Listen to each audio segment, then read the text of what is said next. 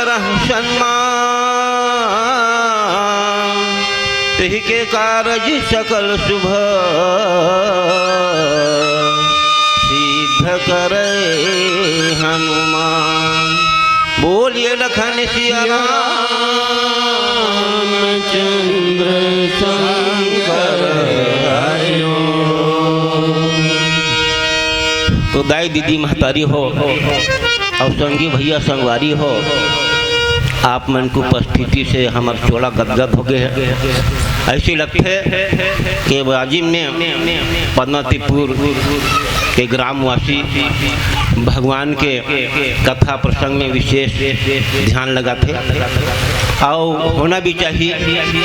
काबर एक कलयुग ही ऐसे समय है जिसमें आप कोई भी डहार ध्यान लगावत हो, है ना, कहीं भी ध्यान लगात हो, निश्चित मानो आप माया की ओर जात हो।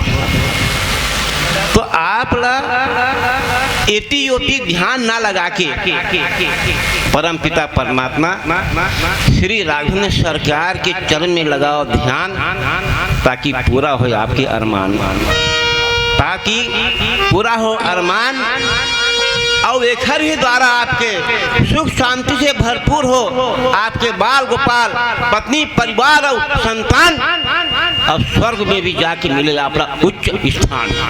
बोल लखन के रामचंद्र की। तो कांटे तमाम उग आए हैं, कांटे तमाम उग आए हैं आंगन के आसपास, कांटे तमाम उगाए हैं गुलशन के आसपास। अब खिलना मना है फूलों को आंगन के आसपास। कांटे तमाम उगाए हैं गुलशन के आसपास, और खिलना मना है फूलों को आंगन के आसपास। और जीवन में इतनी परेशानियां हैं, जीवन में इतनी परेशानियां हैं, जितने नागिन भी नहीं हैं चंदन के आसपास, जितने नागिनें भी नहीं हैं चंदन के आसपास। और घर में राजा राम अकेले हैं, घर में राजा राम अकेले हैं, और तमाम भीड़ है रावण के आसपास, तमाम भीड़ है रावण के आसपास। तो जननायक अधिनायक निकले, जननायक अधिनायक निकले और खुल करके खलनायक निकले। जननायक अधिनायक निकले और खुल करके खलनायक निकले। और जो साधु के भेष में था मेरा मित्र विनायक निकले, साधु के भेष में था वो मेरा मित्र विनायक निकले। रोया गाया चिल्लाया पता लगाया गायक निकले, रोया गाया चिल्लाया तो पता लगाया गायक निकले। आज जितने 542 जो हमारे गद्दी में बैठे हैं दिल्ली में, उसमें से 70% नालायक निकले, 70% नालायक निकले। जितने भी प्रकार के आज हमारे देश में अव्यवस्था है, जितने भी प्रकार के परेशानियां हैं, हमारे देश को सोने की चिड़िया कहा जाता था। आज हम देखते हैं कि चहुं ओर एक से एक आपको विपत्तियां, एक से एक आपको मानव और मानव के बीच में तकरार, और जहां भी देखो आपके मन को संतुष्टिदायक कोई तर्क नजर नहीं आता। तो इस कलयुग में गोस्वामी जी ने बहुत अच्छे हमारे लिए एक ग्रंथ छोड़ गए। क्यों?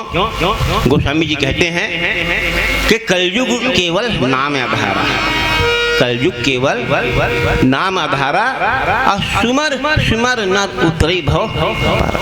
इस कलयुग में हमको कुछ नहीं करना है, हम केवल परम पिता परमात्मा की ओर लगाएं ध्यान और उनका सुमरण करें नाम। निश्चित मानिए आपका हर हाल में होगा कल्याण, क्योंकि भगवान का ऐसा निर्देश है। आप सबई सब निज करहु सब अपन काम काहू। सबई करहु आज अपन सब काहू, और सुमरे मोहि डरौ जन काहू। भगवान का कहना है कि आप अपना काम धाम करते रहें, लेकिन मेरे को ध्यान भी कहीं लगाएंगे तो आपको मन से जो है क्या भय जो है दूर हो जाएगा। आज सबसे बड़ी क्या है इंसानी कमजोरी? डरता है। क्यों डरता है भाई? कौन यहाँ पर क्या है? मैं ये कहता हूँ कि आप जितने लोग बैठे हैं सब अपने आप में महान हैं। एक से एक आपके पास विचार है, तर्क है, एक से एक आपके पास जानकारी है।